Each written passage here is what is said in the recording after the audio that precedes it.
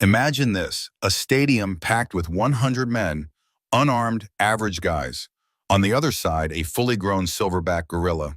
One fight, no weapons, no escape, just primal chaos. Now, what would Niccolò Machiavelli say about this? The political philosopher who wrote The Prince, advised rulers on power, control, and survival. What would he say about this ridiculous, ultra-viral scenario? Grab your copy of The Prince, or don't, and let's unpack this bizarre hypothetical through the lens of Machiavellian strategy. First, remember, Machiavelli wasn't just about politics. He was about power, about understanding the true nature of humans and using it to win. Whether you're running a kingdom or fighting a guerrilla, the principles of dominance, fear, perception, and manipulation apply. Let's reframe the question in Machiavellian terms. The 100 men represent the people, a population. The gorilla is a force of nature, a symbol of raw, uncontrollable power, like a tyrant, or fate itself. The arena, society, war, or perhaps the court of public opinion. To Machiavelli, this isn't just a fight, it's a struggle for control and survival. Let's go back to one of Machiavelli's most famous ideas. Men are ungrateful, fickle, false, cowardly, covetous. Yikes, not exactly a glowing endorsement, but important for our 100-man team. According to Machiavelli, these men wouldn't act as one cohesive unit. They'd hesitate. They'd wait for someone else to die first. They'd scatter when the guerrilla charges. In fact, Machiavelli might say, the gorilla's first and greatest weapon is not its strength, it's the fear it inspires. Because fear, Machiavelli reminds us, is more reliable than love. And when you're afraid, you don't think clearly.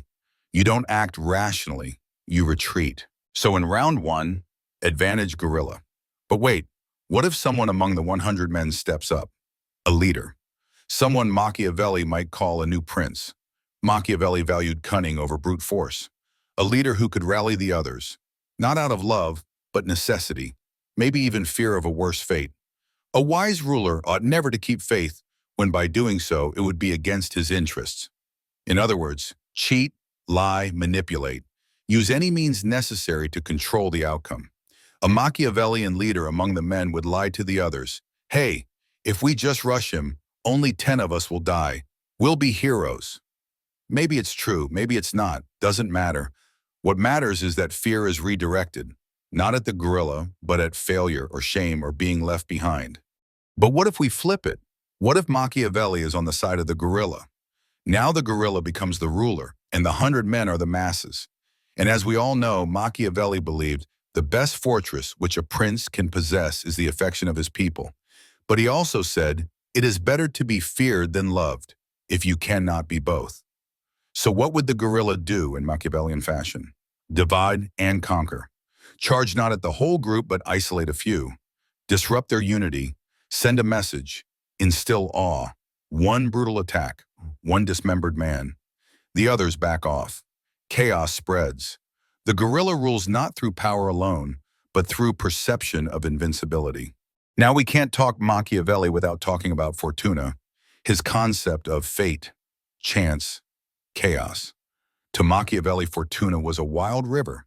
Sometimes it floods, sometimes it flows quietly. But the wise man prepares, builds dams, digs canals, makes contingency plans.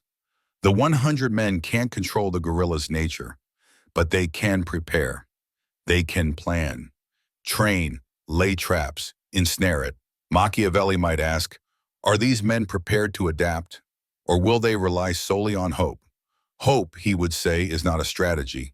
If the men treat this as a brute force brawl, they lose. If they strategize, sacrifice a few to create a critical opening, they might win. Because to Machiavelli, victory comes not to the strongest, but the most ruthless and prepared. Here's where things get dark. Machiavelli didn't believe leaders should be moral. He believed they should appear moral. Because appearances control people. Reality is irrelevant. So if you're one of the 100 men and you realize only 10 need to die to subdue the gorilla, then guess what? You throw 10 guys under the bus. Do it cleanly. Make it look noble. Say it's for the greater good. That's Machiavellian thinking. Sacrifice, manipulate, win. Because as he wrote, the ends justify the means. So who wins? Does the gorilla raw power, fury, dominance? Or the 100 men, cunning, adaptability, coordination? Machiavelli would say, the winner is whoever understands human nature and adapts their tactics to reality. If the men act as individuals, they die.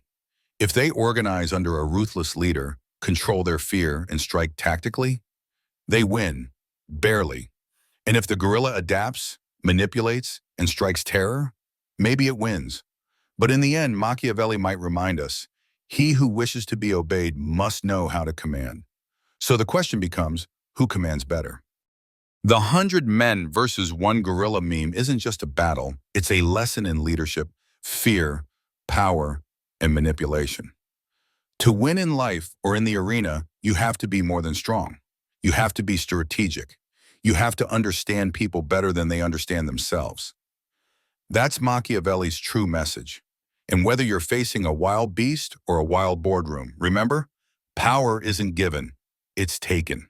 Thanks for watching. If you enjoyed this weird blend of philosophy and memes, hit like, drop a comment, and subscribe for more brain-twisting content. And hey, what should we analyze next? Sun Tzu on dodgeball? Socrates on social media? See you in the next one.